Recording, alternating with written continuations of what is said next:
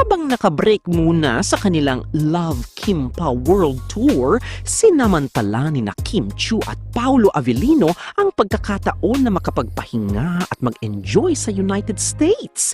Ibinahagi pa nga ni Paolo ang video ng kanilang morning run ni Kim, bagay na ikinatuwa ng fans dahil sa simpleng bonding moment na kanilang ipinakita kahit nasa gitna ng busy tour schedule.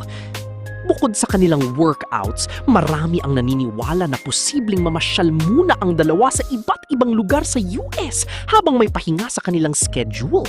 May mga chika pa nga na maaaring bisitahin ni Paolo ang kanyang anak na si Aki sa New York City at posibleng isama si Kim sa nasabing personal na lakad, isang ideya na lalo pang ikinilig ng kanilang supporters.